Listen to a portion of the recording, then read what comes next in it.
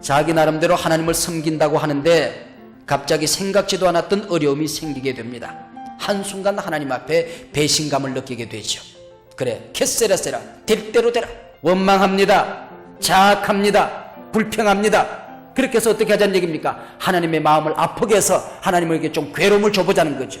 시련 닥쳤을 때 화를 내고 하나님을 불신해 엉망으로 생활해 버릴 때에 불행한 사람은 바로 자기 자신입니다.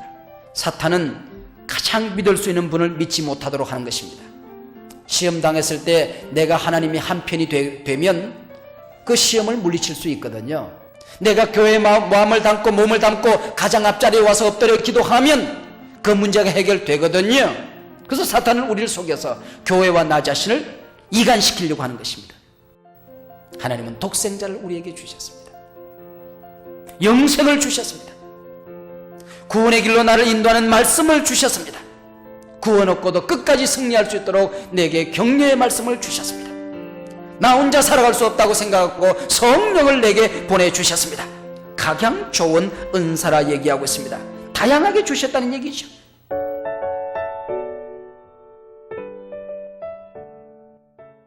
오늘은 야고보서 1장 16절로 21절 24절에 있는 말씀에 의지하여 각양 좋은 은사, 시험을 이기는 각양 좋은 은사에 관한 우리 메시지를 들으려고 생각합니다. 한번 따라 하시기 바랍니다. 각양 좋은 은사, 각양 좋은 은사. 옛말에 호랑이에게 물려가도 뭐만 차리면, 정신만 차리면 산다는 말이 있습니다. 어떤 위기에 부딪혔을 때 가장 중요한 것은 위기 자체보다도 그 위기를 직면하는 마음의 자세가, 마음의 태도가 더 중요하다, 그런 뜻을 가지고 있습니다. 우리가 인생을 살아가며 어려움이 생기지 않으면 얼마나 좋겠습니까? 그러나 어려움이 생기지 않는 인생사는 없습니다. 기왕 어려움이 생겨야 된다고 하면 빨리 정신을 차려서 이겨야 되는 겁니다. 초대교회 성도들로부터 예루살렘 교회로 야고보 당회장에게로 보고 들어오는 것을 보면 흩어져 있는 12지파 모든 유대인 기독교인들이 많이 어려움을 겪고 있다 하는 것이었습니다. 고난을 당하고 있다 하는 것이었습니다. 근데 그 고난을 가만히 뜯어보니까 이 사도가 보기에 그 어려움 자체보다도 더 문제가 있다고 느낀 것 한 가지가 있었습니다. 그것은 어려움을 대하는 교인들의 태도의 문제였습니다. 고난 자체보다도 더 중요한 게 고난을 어떻게 직면하여 그 문제를 해결하느냐, 고난을 대하는 교인들의 자세 문제가 더 중요하다고 하는 겁니다. 가만히 보니까 그들이 조금만 어려움이 있으면 하나님을 원망하는 것처럼 여겨졌습니다. 그리고 그들이 가지고 있는 믿음, 고난이 없을 때는 믿는다고 큰 소리를 뻥뻥 쳤습니다. 근데 조그만 어려움이 생기면 그렇게도 그들이 굳건하게 믿었던 믿음을 자기 삶 속에 적용하는 데는 너무나도 무력해 보이더라고 하는 것이죠. 하나님은 그 어려움들을 통해서, 고난들을 통해서 내가 유익한 기회로 만들어가기를 하나님은 원하고 계세요. 하나님은 내가 고난에 부딪혔을 때 그 고난을 통해서 내가 변화되기를 기대하고 있는 것입니다. 근데 가장 답답한 일이 여기서 생깁니다. 그것은 어려움을 당하기 전이나 당한 후나 똑같이 변하는 것이 아무것도 없더라고 하는 것입니다. 그렇다면 그 어려움을 헛되이 받은 것 아니냐 하는 것이죠. 조그마한 시험을 만나면 오늘도 우리 성도들 가운데 허둥대다가 망하는 사람이 있습니다. 어떤 사람이 불이 났는데 다른 거 다 놔두고 아기를 안고 나와야 되겠다 생각해서 아기만 안고 달려나왔습니다. 이제는 아기를 안고 나왔으니 방에 있는 가재도구 정도야 불타도 상관없겠거니 하고 어이구 새끼야 내 새끼야 둥개둥개 하고 보니까 베개를 안고 나오더랍니다. 우리가 불같은 시험을 만날 때에 뭘 두고 뭘 가지고 나올지 정신을 바짝 차리지 아니하면 소중한 것을 잃어버리고 헛된 것 베개 나부랭이나 품에 안고 얼루에 둥개둥개 하다가 끝나더라, 그런 얘기예요. 시험 당할 때에 정신을 바짝 차려야 됩니다. 고난이 있을 때에 이 고난을 통하여 하나님께서 내게 어떤 축복을 주시려나, 이 고난을 통하여 하나님께서 나를 어떻게 만들어 가시려나, 내가 무엇을 버리고 무엇을 얻어야 될 것인가 정신을 바짝 차리지 않으면 시험 속에서 허둥대다 끝난다, 그런 얘기입니다. 그래서 오늘 본문 시작하는 말씀에 보면 내 형제들아, 사랑하는 내 형제들아, 속지 말라 그랬습니다. 한번 따라하시기 바랍니다. 속지 말라. 시험 당할 때 하나님 잃어버리면 속은 거다, 그런 얘기예요. 시험 당할 때에 나는 하나님의 자녀이기 때문에 반드시 승리한다, 이 승리의 확신을 잃어버리면 속은 거다, 그런 얘기입니다. 시험 당할 때에 유익한 기회로 만들지 못하면 속은 거다, 그런 얘기입니다. 각양 좋은 은사가 하나님께 있다는 것을 알고 이 시험 속에도 하나님께서 내게 좋은 것을 주실 거야 믿으셔야 합니다. 이 선물을 빼앗기고 나면 나는 손해보는 장사를 하는 거죠. 왜 하나님께서 이런 고통을 주셔서 나를 괴롭히실까? 내가 이렇게도 힘들어하는 것 보면 하나님께 그렇게도 기분이 좋으실까? 조금만 어려움을 당하면 그 책임을 하나님에게 전가시켜버리고 마는 것입니다. 호랑이에게 물렸을 뿐만 아니고 정신을 다 잃어버리고 만 것입니다. 자포자기합니다. 스스로 자기 무덤을 파버립니다. 자멸해버리고 마는 것입니다. 하나님을 향하여 분노합니다. 분노라는 감정을 아십니까? 자기가 다른 사람에게 무시당했거나 거절당했다고 생각되었을 때 느끼는 감정입니다. 분노는 자기가 파괴되든지 다른 사람을 파괴시키든지 둘 중에 하나입니다. 하나님을 향하여 우리가 분노하면 어떻게 하자는 얘기입니까? 우리는 하나님을 파괴시킬 수가 없습니다. 때문에 그 분노는 결국 자기를 파멸로 몰아갈 수밖에 없는 거지요. 자기 나름대로 하나님을 섬긴다고 하는데 갑자기 생각지도 않았던 어려움이 생기게 됩니다. 한순간 하나님 앞에 배신감을 느끼게 되죠. 그래, 캐세라세라, 될 대로 되라. 그리고는 무서운 길로 빠져들게 되는 것입니다. 원망합니다. 자학합니다. 불평합니다. 그렇게 해서 어떻게 하자는 얘기입니까? 하나님의 마음을 아프게 해서 하나님에게 좀 괴로움을 줘보자는 거죠. 내가 이렇게 하나님을 향하여 원망하고 불평하면 하나님이 마음이 편하실까? 이렇게 하여 하나님을 향하여 분노를 폭발시키게 되는 것입니다. 얼마나 어리석은 일입니까? 시련 닥쳤을 때 화를 내고 하나님을 불신해 엉망으로 생활해 버릴 때에 불행한 사람은 바로 자기 자신입니다. 부모의 마음을 망가뜨렸습니까? 그럴 수 있지요. 정작 망가진 것은 자기 자신이라는 사실을 왜 모르고 있었을까요? 믿는 자가 어려움에 처했을 때 기도를 잘 하지 않습니다. 왜냐하면 하나님께 속았다는 분노를 품기 때문입니다. 제가 그렇게 이런 일이 생기지 않도록 하나님 앞에 기도했는데 하나님은 왜 이런 일을 내게 허락하셨단 말인가? 하나님 앞에 배신감을 느껴서 기도하지 않는 것입니다. 하나님을 불신합니다. 침체 늪에 빠져들게 되는 것입니다. 이 사람이 바로 속고 있는 것입니다. 내 사랑하는 형제들아, 속지 말아라. 시험 당했을 때 시험을 해결하는 방법을 이런 어리석은 방법으로 채택하지 말아라. 그 길로 가는 것은 네가 속는 것이다, 네가 망하는 것이다, 그 얘기입니다. 사탄은 가장 믿을 수 있는 분을 믿지 못하도록 하는 것입니다. 시험 당했을 때 내가 하나님이 한편이 되면 그 시험을 물리칠 수 있거든요. 근데 사탄은 우리를 속여서 시험 가운데서 하나님과 나를 분리시킵니다. 내가 하나님의 말씀에 내 시선을 고정시키고 집중하면 시험 문제를 해결할 수가 있거든요. 그래서 사탄은 하나님과 나 자신을 분리시키는 것입니다. 내가 교회에 마음을 담고 몸을 담고 가장 앞자리에 와서 엎드려 기도하면 그 문제가 해결되거든요. 그래서 사탄은 우리를 속여서 교회와 나 자신을 이간시키려고 하는 것입니다. 어려움에 처했을 때 생각해야 될 것이 무엇이겠습니까? 우리에게 시련이 올 수 있다 하는 것입니다. 나도 시험 당할 수 있다. 내가 피조물인데, 내가 예수를 믿었다고 하나 아직까지 내가 천국에 도달하지 못했는데 당연히 시험이 올 수 있다. 이 시험은 나 혼자 당하는 것 아니다. 학생이 되었는데 시험 한번 치지 않고 졸업하겠다고 하는 게 될 일입니까? 학생이 되었으면 시험철 준비도 해야 되는 거지요. 오히려 내가 하나님의 자녀가 되었다는 것 때문에 시험이 올 수 있다는 사실을 우리가 준비해야 된다, 그런 얘기입니다. 그래서 우리는 하나님을 시험 가운데서 하나님만을 신뢰하는 것입니다.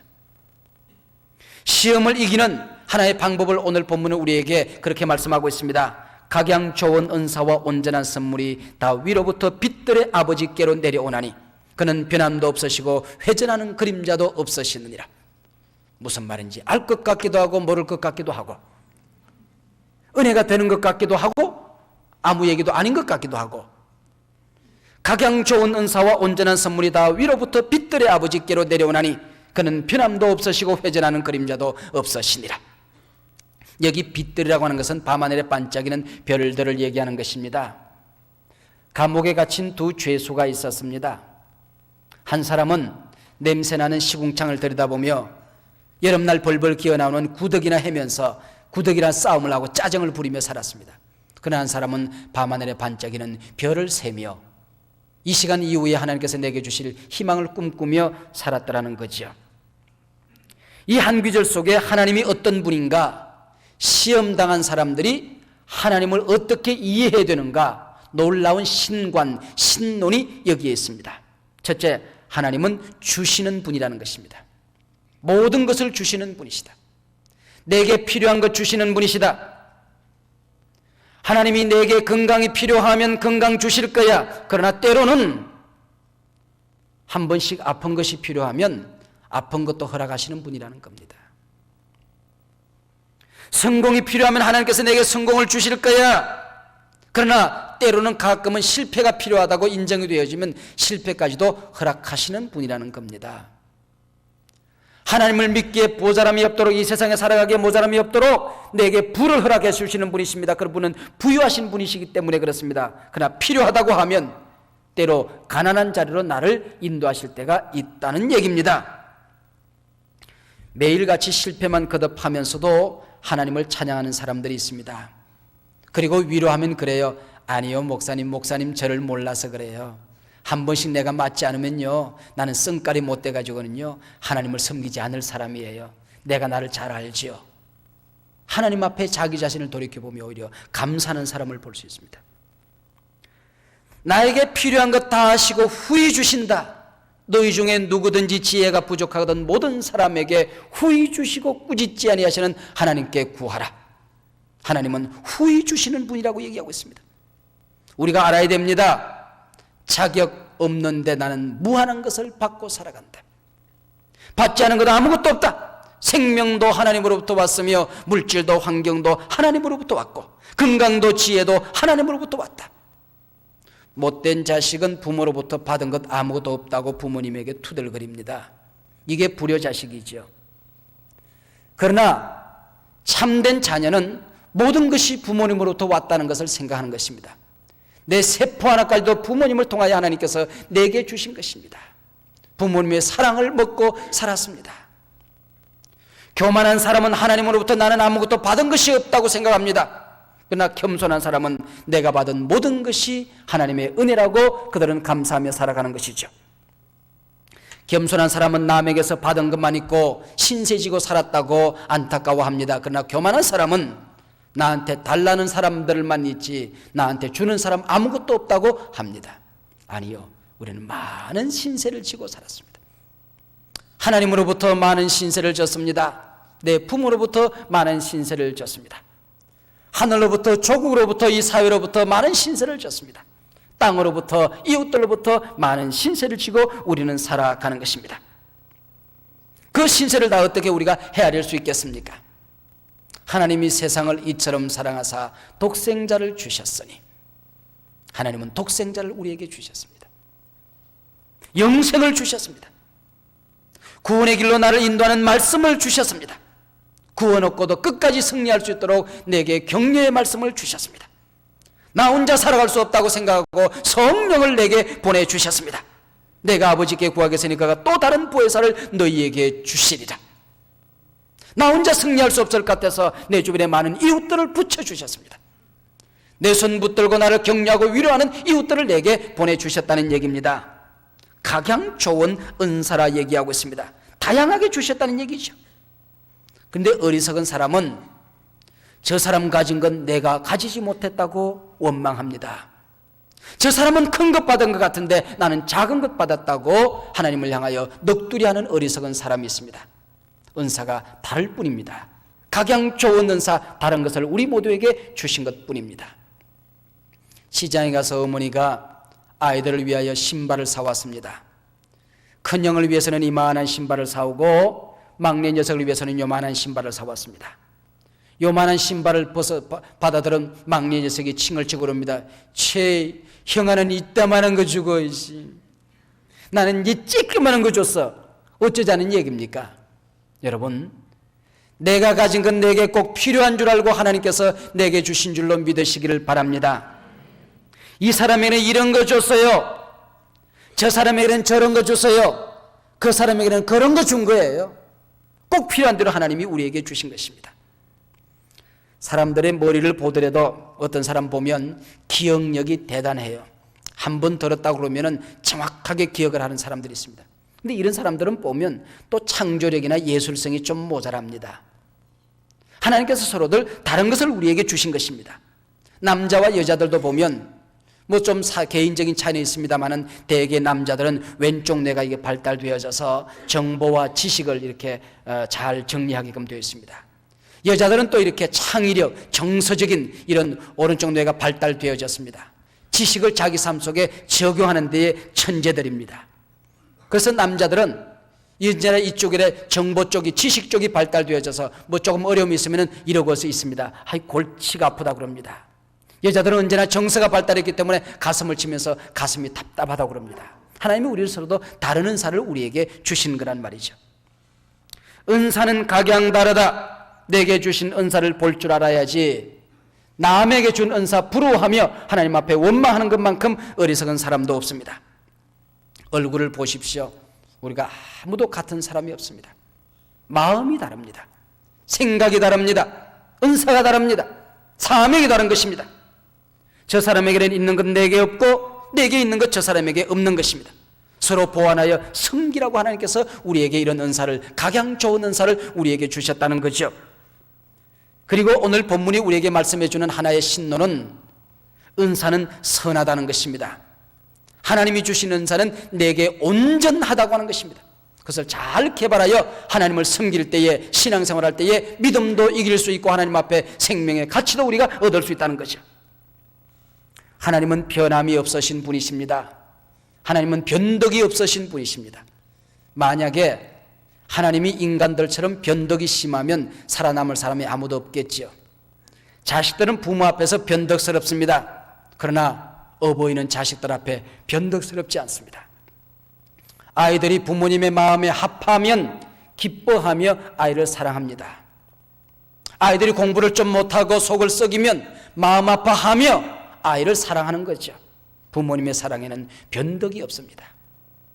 그래서 이 본문을 뭐라고 얘기하는 거니? 회전하는 그림자도 없으시나니.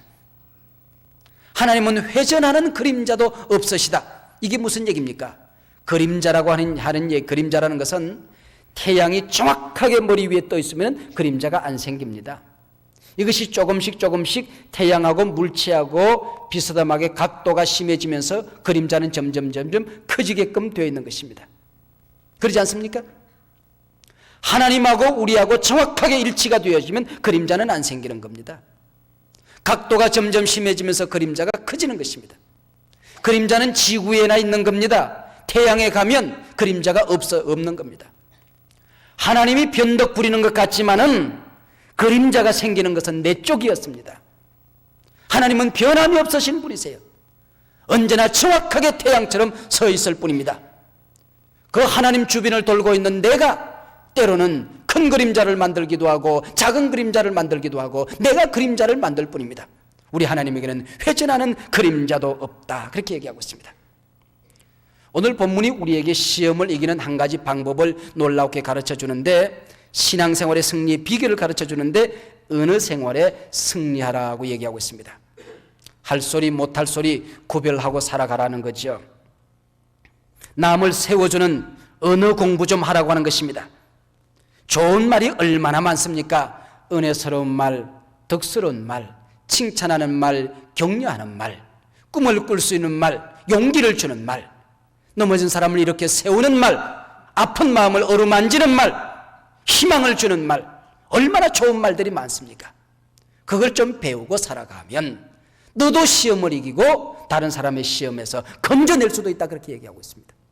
그런데 남을 핥히는 말, 상처내는 말, 비판하는 말, 비난하는 말, 멸시하고 천대하는 말, 상처 주는 말 하게 되면 너도 시험에서 넘어지고 다른 사람도 넘어지게 만든다고 하는 것입니다. 제노라고 하는 사람이 그런 얘기를 했습니다. 하나님께서 퍽 사람을 재미있게 만들었다.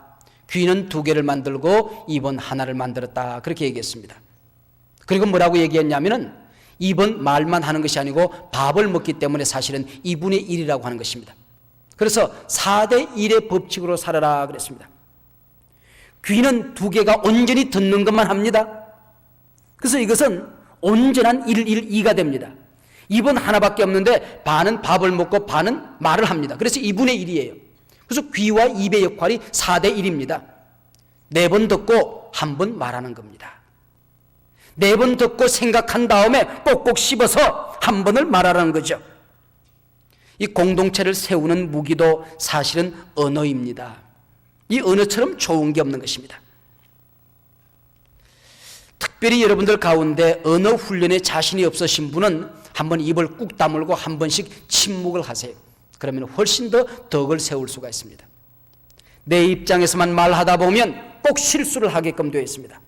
제가 신학교 다닐 때에 한양대학교 건너편에 가면은 청계천 뚝방 마을이 있었습니다. 거기에 제 친구 녀석이 거기서 뚝방 빈민 선교를 하고 있었기 때문에 여름 방학을 이용해서 성경학교를 인도하러 뚝방 마을을 방문해 본 적이 있었습니다.